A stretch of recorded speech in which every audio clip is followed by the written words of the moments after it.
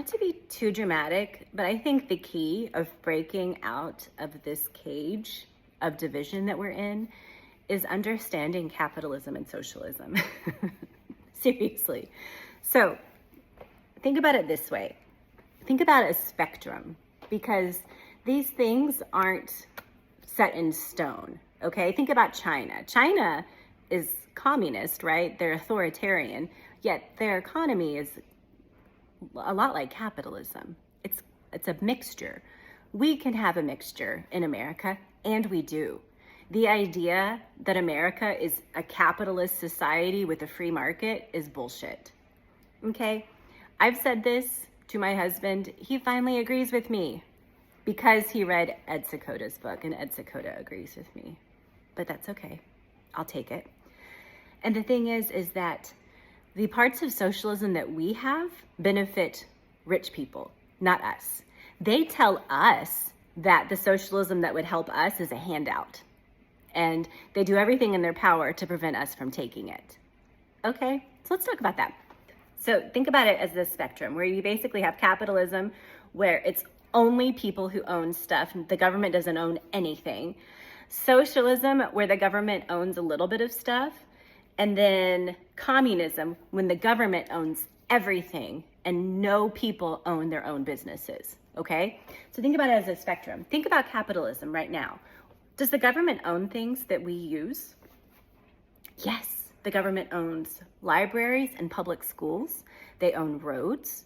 Now, some countries have socialized electricity, where the government owns the electricity.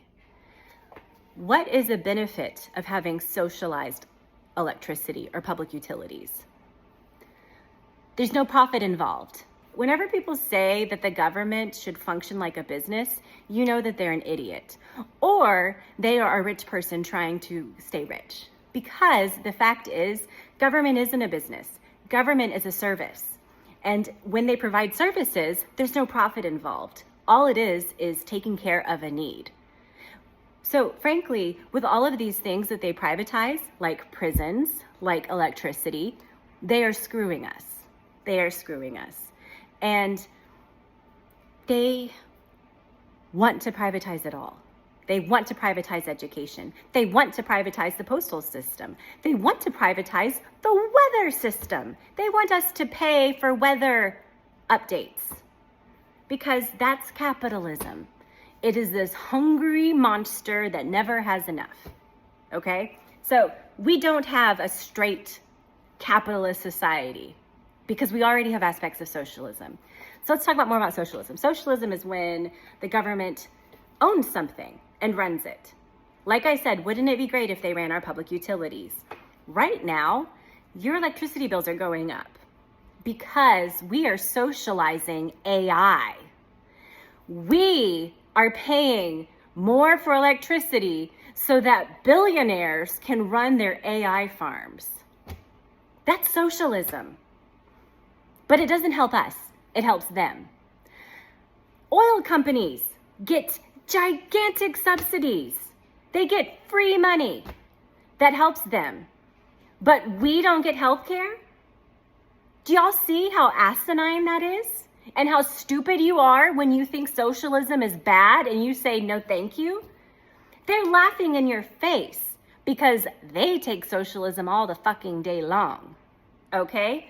It's called corporate welfare. And I have to hand it to the libertarians. I believe they are truly evil, but at least they have standards. The libertarians do not like this. They say that government should not be paying for anything.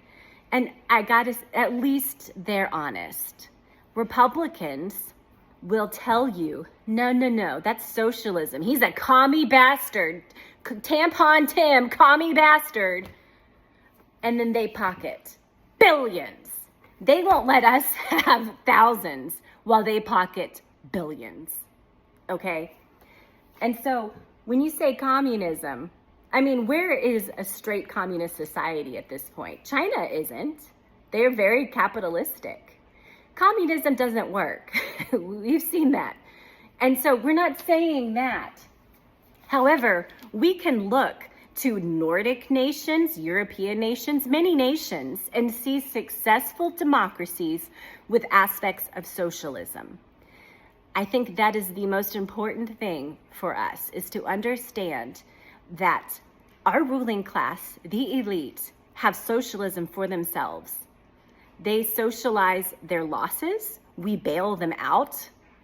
Banks, that fink, I get so mad. Blackstone, all those fuckers that Obama bailed out. And frankly, my husband and I, we are not huge Democrat fans. We are apolitical because both sides suck. I'm independent, really.